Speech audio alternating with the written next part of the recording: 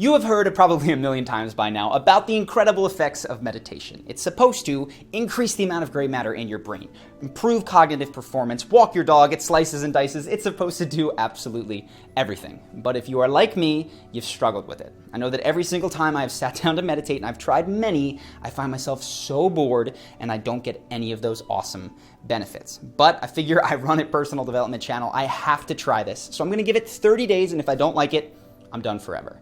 So this is what happens, 7 surprising things after 30 days of meditation. And the first thing that genuinely shocked me is that about 2-3 weeks in, I began to really enjoy meditating. And this was something that I looked forward to when I woke up in the morning, which is typically when I did it. It's something that I enjoyed while I was doing it. But really, it was the effects later, as I was just carrying on throughout my day, that were the most useful. And this brings me to point 2, which is the type of meditation that you do really matters.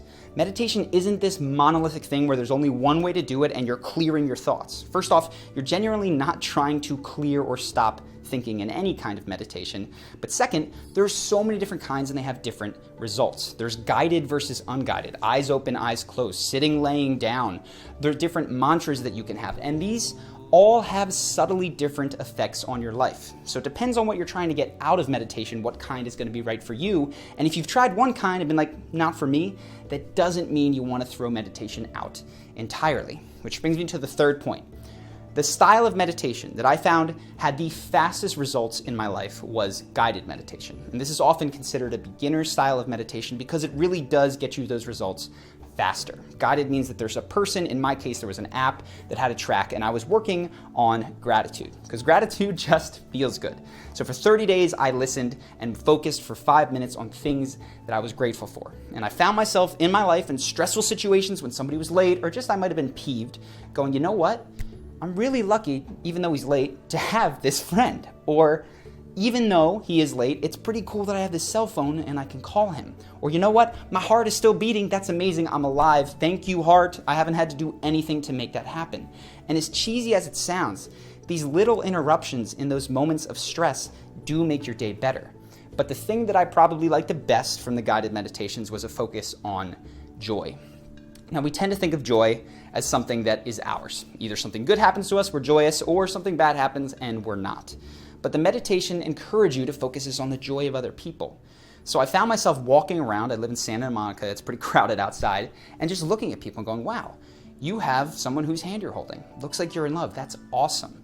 Or wow, you've got a pretty cool beard, dude, I can't grow a beard, that's amazing. Whatever it was, I was able to tap into moments of happiness for other people, whereas previously I might have been jealous that that guy had a cool beard, or just critical in some other way. It conditioned me to see the good in other people, which just created more happiness and joy in my own life. Which brings me to the fourth thing. This was probably the most unexpected of everything, and it's that mindfulness meditation, I believe, increased my athletic performance, at least when it comes to jump roping.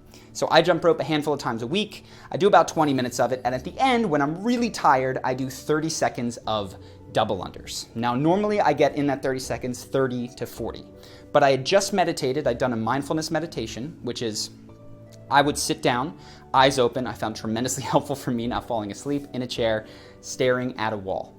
And I would just allow thoughts to come and go while I observed them. I would observe how my body felt. Wouldn't try to change it, would just kind of sit there and go, okay, that's my arm against my body. That's the feeling of my arm against my leg, my butt on the seat, whatever it was. So I'm jumping rope right after this, and I feel that feeling of burn start to kick in, and the feeling of I don't want this. And normally I go, okay, just 5 more minutes, you're almost done. And instead I went, you know what? Dive into that feeling. What does the burn in your forearm really feel like? What is that tightness in your back?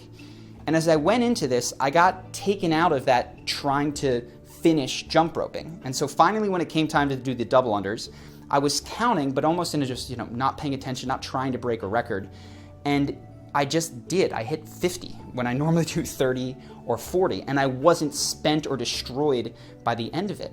And I think it's because in athletic endeavors, so many times it's the fear of more pain that stops us from doing the best that we could. So I haven't read studies on it, but if you are in some kind of sports performance that requires mental grit, I think that mindfulness meditation could likely be very, very useful to you. Another thing, number 5, which mindfulness meditation is probably going to do for you, which it did for me, is it showed me the nature of my compulsive, addictive thinking. We are all problem-finding machines, even more than we're problem-solving machines. There's something all the time that we are trying to right, fix, what's not working here.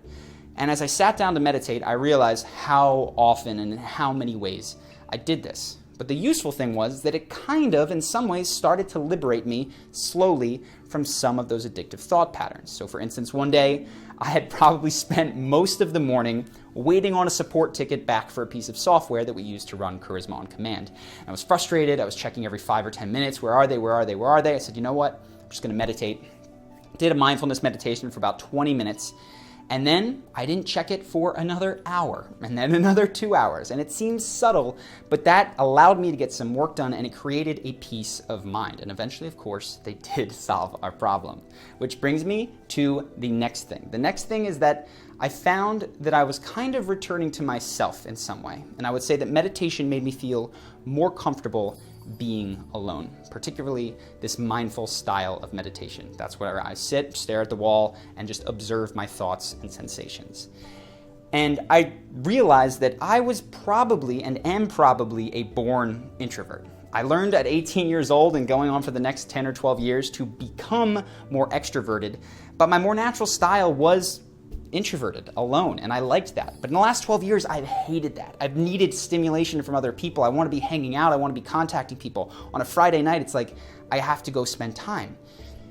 Now that I've started to meditate, I find myself much more comfortable being alone, which I believe truly is a superpower. There's a quote that I love. I'm going to butcher it, but I think it's that all of man's problems are caused by his inability to sit alone in a room with himself.